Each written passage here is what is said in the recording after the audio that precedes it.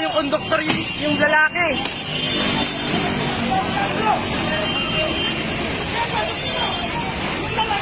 Yung lalaki yung patayin dyan, kuya. Siya yung may kasalanan. Yung nag-away yung babae, yung konduktor na babae sa kayong lalaki, driver ata. Tapos sino ba niya yung babae?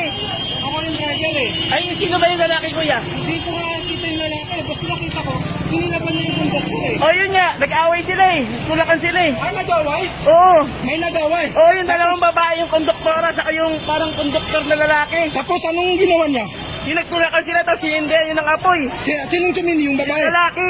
Yung lalaki Yung may konduktor. kasalanan. Oo, konduktor kasi babae. Huh?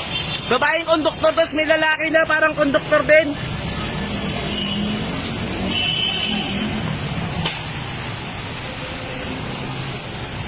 Kaya baka sumabog yan, kuya.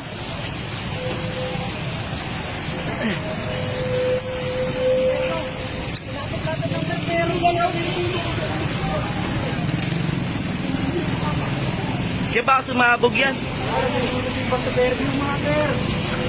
May tawa sa loob ano? Yung babae, patay nga ata eh.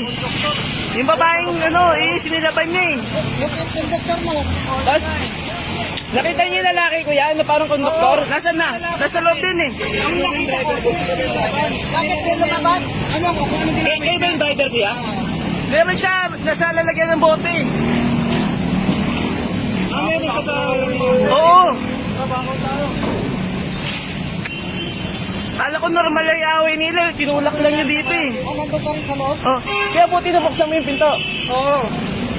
Nabuksan mo ito. Oo. Nahirapan kami uminga sa loob eh. Kaya nga eh. Buti nabasag. Kung may sinilaban na, sinula ako. Sinula ko yung konduktor. Tapos doon siya tumakbo sa loob. Yung konduktor na lalaki. Hindi, babae lang. Babae ko ito. Ang nagsilabas sa aero. Ang kuryente. Sinabot ang kuryente. Delikado na siya yung bombero.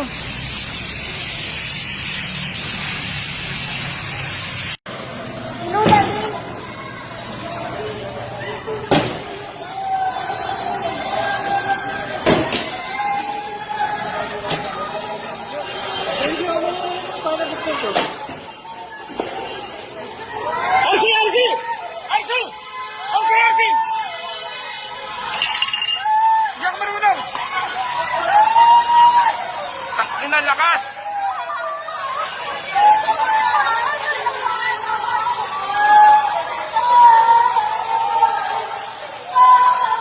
Upo kayo dyan! Upo!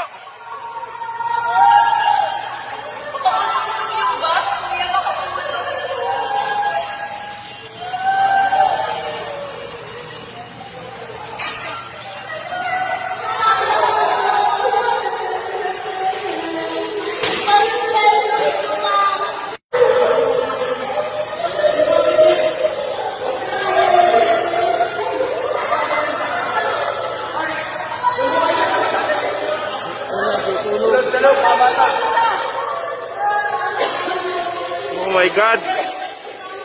Sakit natin.